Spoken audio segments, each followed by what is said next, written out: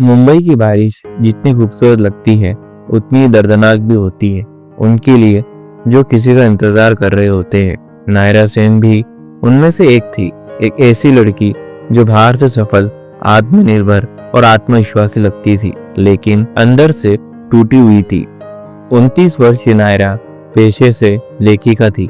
उसकी कहानियां पढ़कर लोग रो देते थे, लेकिन वो मुस्कुराती थी जैसे कि दर्द उसकी पहचान बन चुका हो। उसने कभी अपने पुराने प्यार अंकित खन्ना को बुलाया ही नहीं। हर साल जब पहली बारिश होती वो उसी जगह जाती, कार्टर रोड की वो पुरानी बेंच जहां अंकित ने उसे छोड़ा था। वो दिन उसे आज भी याद था। 5 साल पहले वो दोनों हाथों में कॉफी लिए उसी बेंच पर बैठे थे जब अंकित ने अचानक कहा था, हमें अलग हो जाना चाहिए नायरा। पर क्यों? नायरा की आंखें भीग गई थी। कारण मत पूछो, बस मान लो कि यही बेहतर है। उस दिन के बाद अंकित गायब हो गया। कोई कॉल, कोई मैसेज, कोई जवाब नहीं। समय बीतता गया, लेकिन वो अधूरी विदाई उसके साथ रही। इस साल नायरा ने महसूस किया कि हवा में कुछ अजीब था। वो बैठी थी अपनी वही पुरानी डायरी और कॉफी लेकर, जब उसकी नजर सामने कैमरा पकड़े एक युवक पर पड़ी। उसकी आंखों में एक अजीब सी गहराई थी, जैसे वो बहुत कुछ जानता हो लेकिन कह नहीं सकता। अगले दिन भी वो वही था और उसके बाद वाले दिन भी। तीसरे दिन वो लड़का उसके पास आया और बोला, आप हर साल यहाँ आती है ना? नायरा चौंकी। आपको कैसे पता? वो मुस्कुराया। मैं आद्विक हूँ, फोटोग्राफर हूँ। पिछले 4 सालों से हर पहली बारिश में यहाँ तस्वीरें लेता हूँ, पर आपकी एक तस्वीर ने मुझे रुक जाने पर मजबूर कर दिया था। नायरा हैरान थी। मेरी तस्वीर? हाँ, उसने जवाब दिया। आप उस दिन बेंच पर बैठकर रो रही थी। वो तस्वीर आज भी मेरे स्टूडियो में सबसे खास जगह पर लगी है।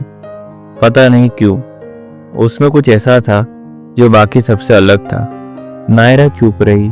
उसकी जिंदगी का वो सबसे निजी पल अब एक तस्वीर बन चुका था, किसी अजनबी के लिए। आद्विक की बातों में कोई बनावटीपन नहीं था। उसके चेहरे पर सुकून था, आवाज में ठहराव और दिल में साफियत। धीरे धीरे नायरा को एहसास हुआ कि वो उसकी उपस्थिति में सहज महसूस करती है। वे दोनों मिलते रहे, बारिश में, कॉफी शॉप में, समुद्र के किनारे बैठकर, किताबों की दुकानों में घूमते हुए। आद्विक के साथ नायरा खुलने लगी, उसे हंसी आने लगी और कहानियां लिखने का तरीका भी बदलने लगा। पर हर बार जब वो हंसती, कोई आवाज अंदर से कहती, क्या तू उसे धोखा दे रही है? अंकित की यादें अब भी जिंदा थी। एक दिन आद्विक ने एक डायरी उसके सामने रख दी। तुम्हें इसे पढ़ना चाहिए, उसने कहा। डायरी खोलते ही नायरा की सांसें थम गई। ये अंकित की हैंडराइटिंग थी। मैं जानता हूँ एक दिन ये डायरी उसे मिलेगी। मुझे उससे जुदा होना पड़ा क्योंकि मुझे कैंसर हो गया था, टर्मिनल स्टेज। मैं चाहता था कि वो मुझसे नफरत करे ताकि वो आगे बढ़ सके, लेकिन सच्चाई ये है कि मैं आज भी उससे उतना ही प्यार करता हूँ।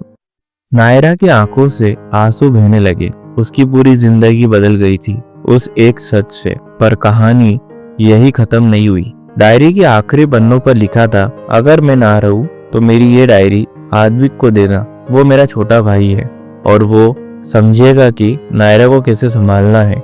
नायरा जैसे शून्य हो गई। आद्विक, अंकित का भाई? नायरा ने कांपती आवाज में पूछा। तुम्हें सब पता था?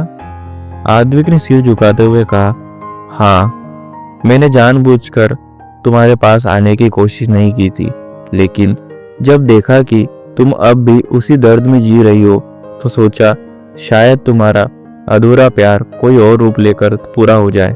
तो क्या ये सब नाटक था? नायरा चिल्लाई। नहीं नायरा, मेरे जज्बात सच्चे थे, लेकिन शायद समय गलत था। नायरा की आंखों से आंसू नहीं, बरसों का दर्द बह रहा था। आद्विक चुपचाप खड़ा रहा। उसकी खामोशी में भी सच्चाई थी। तुमने ये सब अब तक छुपाया क्योंकि तुम्हारे जख्मों को और नहीं छूना चाहता था, बस तुम्हें मुस्कुराते देखना चाहता था, आद्विक ने कहा। कुछ पलों की खामोशी के बाद नायरा ने उसका हाथ थाम लिया। शायद मेरी अधूरी कहानी को मुकम्मल करने के लिए ही तुम आए हो। उस दिन नायरा ने फैसला किया वो अब अतीत में नहीं जिएगी, वो आद्विक के साथ आगे की जिंदगी जिएगी। अब हर पहली बारिश में वो अकेली नहीं होती। कॉफी के 2 कप होते हैं और एक छाता जिसमें अब दोनों के सपने भीगते हैं। अंकित की यादें अब दर्द नहीं एक सुकून बन गई है। उसका प्यार अब नायरा की नई शुरुआत का आशीर्वाद है।